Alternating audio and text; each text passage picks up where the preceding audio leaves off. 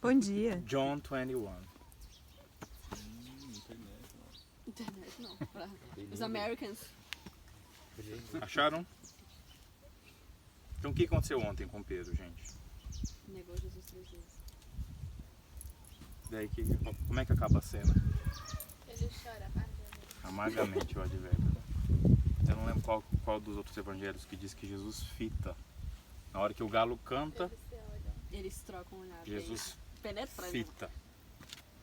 E daí o Pedro cai em si, junto com o cantar do galo. É um outro elemento, o olhar de Jesus. Né? Pronto? Vamos ler? Apareceu na Galileia. Depois disso, tornou Jesus a manifestar-se a seus discípulos, junto ao lago de Tiberíades. Manifestou-se deste modo. Estavam juntos Simão, Pedro, Tomé, chamado Dídimo, Natanael, que era de Caná da Galileia, os filhos de Zebedeu, e os outros dois dos seus discípulos. Disse-lhe Simão Pedro: vou pescar. Onde é que Jesus encontra São Pedro pela primeira vez? O que ele está fazendo? Pescando. Estava pescando. E daí Jesus fala o que para ele, Amanda? 3 pescadores de Deixa essa rede aí, vem cá que eu vou te fazer pescadores. Vou vos fazer pescadores de homens, né?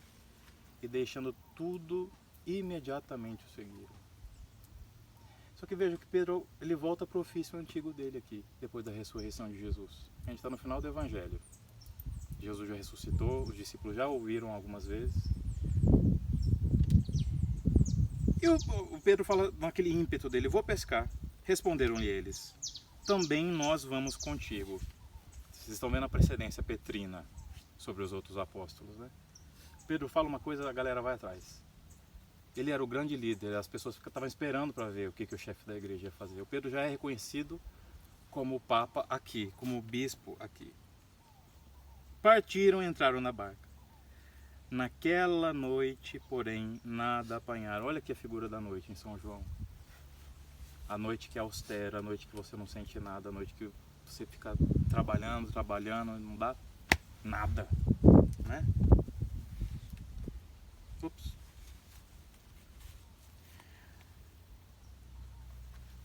Chegada a manhã, Jesus estava na praia. Todavia os discípulos não o reconheceram. É engraçado que todas as aparições de Jesus, geralmente depois da ressurreição, os apóstolos não conseguem reconhecê-lo. Né? Isso vale para a igreja agora também. Jesus está ressuscitado. E a gente tem uma dificuldade tremenda para conseguir enxergar ele nas coisas. A gente não consegue ver Jesus passando na vida, entenderam?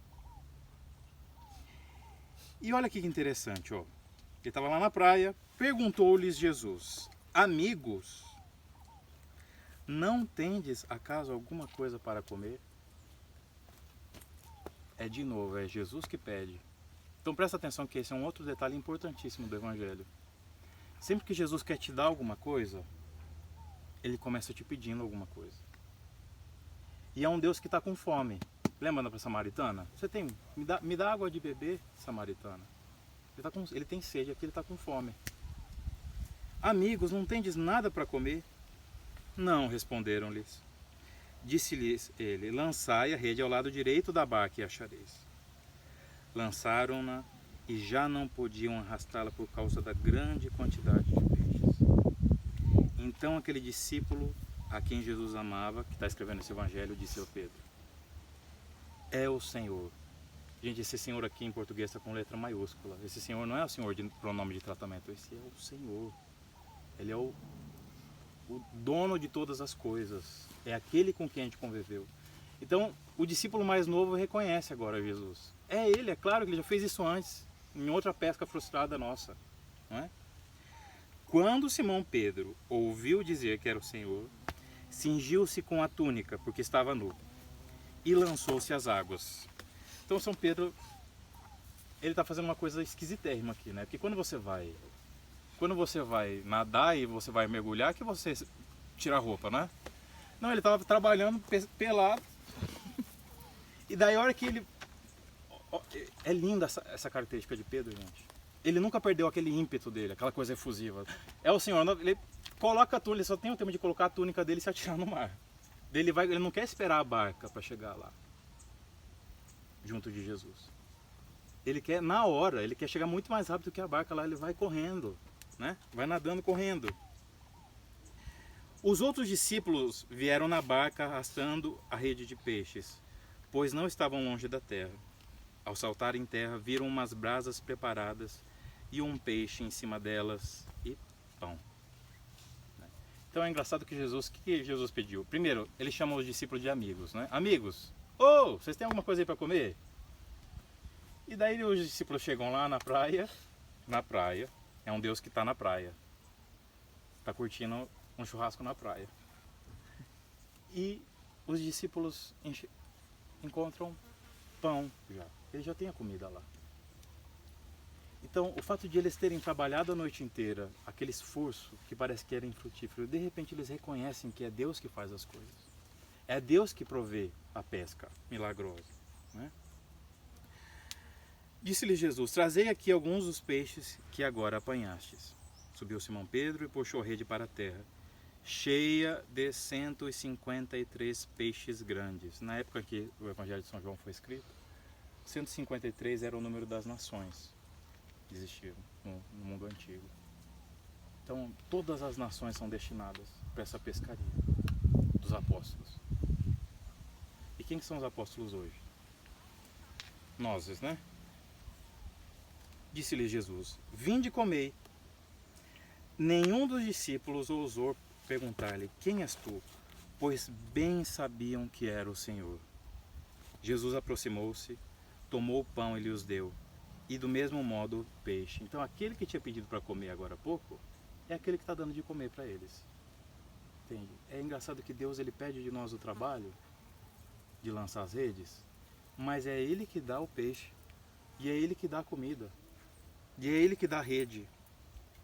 Era essa já a terceira vez que Jesus se manifestava aos seus discípulos depois de ter ressuscitado.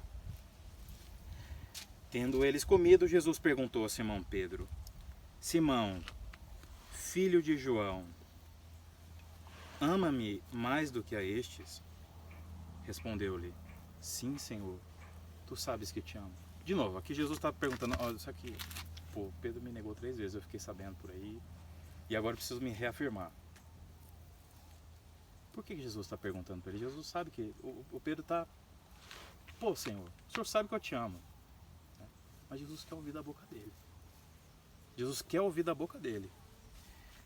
Disse-lhe Jesus, apacenta os meus cordeiros. Perguntou-lhe outra vez, número 2, Simão, filho de João, amas-me? Respondeu-lhe, sim, Senhor. Tu sabes que te amo. Disse-lhe Jesus, apacenta os meus cordeiros. Que coisa esquisita, né? Por que Jesus está fazendo isso? Perguntou-lhe pela terceira vez, Simão, filho de João, amas-me? Pedro entristeceu-se, porque ele perguntou pela terceira vez, amas-me? E respondeu-lhe, Senhor, sabes tudo, tu sabes que eu te amo. Disse-lhe Jesus, apacenta as minhas ovelhas. Eu quero que vocês se coloquem agora, galera, no drama de Pedro. Ele é um homem que ama profundamente Jesus. Ele ama profundamente, ele ama de todo o coração. Ele se atira no mar, no começo da manhã, naquela água gelada, para ir correndo encontrar Jesus. Aquele homem misterioso que apareceu um dia para chamar ele no meio do ofício dele. Eu percebo que vocês também, em algum grau, têm esse amor por Jesus. Vocês querem esse segmento de Jesus. E aquilo que a gente estava falando ontem, sabe, essa divisão que existe em nós.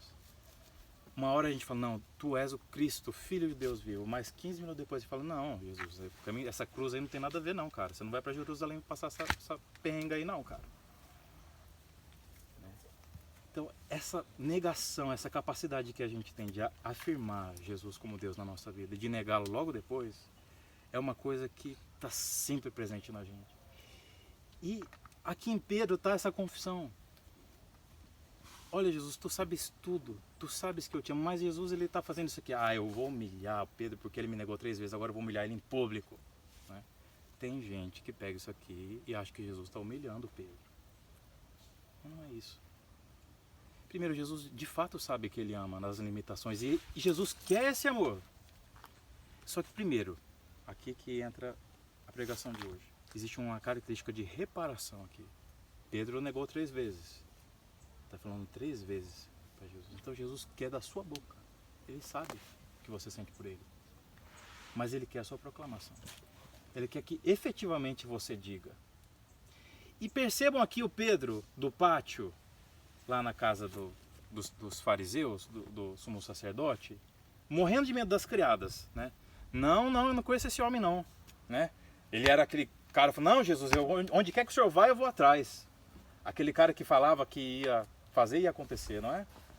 Aqui ele já está com outra postura. O tombo foi 100% pedagógico, vocês estão vendo?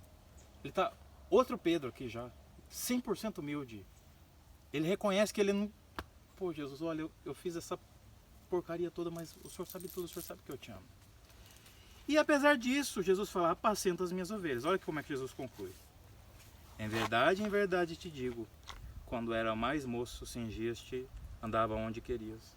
Mas quando fores velho, estenderás as mãos, e outro te cingirá e te levará para onde não queres. Por essas palavras, ele indicava o gênero de morte com que havia de glorificar a Deus. Olha o que o evangelho esse evangelho já está acontecendo depois do ano 66, que é o ano da morte de São Pedro e São Paulo em Roma. Então, os discípulos estão... O apóstolo que está escrevendo isso aqui está sacando. É por isso que Jesus falou isso para Pedro. Porque era assim que Jesus... É assim que ele deveria glorificar Deus com a morte dele. Morrendo crucificado de cabeça para baixo. Então, entrando nesse drama psicológico de Pedro, eu queria mencionar para vocês uma frase de Santa Teresa d'Ávila. A gente vai entrar no aspecto das tentações. Por que a gente é tentado? Eu vou repetir a pergunta de ontem. Mary, por que a gente é tentado?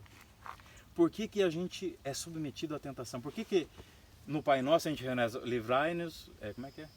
Oh, esqueci. A gente reneza. Não nos deixeis cair em tentação. Não nos deixe ser tentados. A gente não reza isso. Jesus, ele quer que a gente seja tentado. Jesus queria a tentação para Pedro. Então a frase de Santa Teresa, como é que a gente vai saber se o cara é valoroso mesmo, se o cara é bruto, se o cara sabe guerrear, se a gente nunca viu ele em batalha?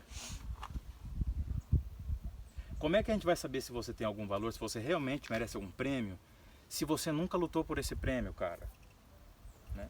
Daí Santa Teresa fala assim, São Pedro se julgava muito aguerrido, cara. Ele achava que ele era o cara, entendeu? Que ele ia chegar e na hora do vamos ver, ele ia estar lá do lado de Jesus para morrer com ele, entendeu? Mas veja o que aconteceu na hora do vamos ver. Na hora que chegou a ocasião, ele negou Jesus. Mas esse tombo serviu para a humildade dele. E aqui tem vários aspectos que eu quero considerar com vocês. Primeiro, existe uma questão reparatória aqui. O fato de a gente pecar exige uma reparação. E Jesus quer essa reparação. Vocês estão entendendo? Jesus quer ouvir da boca de Pedro 3 vezes que ele o ama. Tem uma questão aqui da morte de Pedro. Agora, a sua glória não vai ser mais essa coisa aí que você está fazendo aqui. A gente está fazendo um remake aqui da pescaria milagrosa, mas é uma coisa muito maior mesmo, que de fato agora, você, esse pescadorzinho da Galileia, que foi aqui que eu te conheci, mas você vai para Roma, cara, você vai conhecer esse mundo. Entende? Galera, vocês têm que estar no ofício de vocês, só que vocês não tem que ser mais um ali, entenderam? E isso é muito triste, isso deve entristecer, com certeza entristece muito o coração de Deus, quando ele percebe que eu e você, a gente está nos nossos afazeres e a gente é só mais um aluno medíocre, só mais um trabalhador medíocre, só mais uma pessoa que não faz diferença nenhuma na vida alheia. Sabe aquela pessoa que só está ali para fazer no volume? Isso é uma negação consistente de Jesus e isso exige uma reparação. Estão entendendo? É uma questão de justiça. Mas essa questão de justiça ela está totalmente ligada ao amor que a gente tem por Jesus. Beleza? Certo? Então eu queria que a gente rezasse mais uma vez. Pode dar uma parada.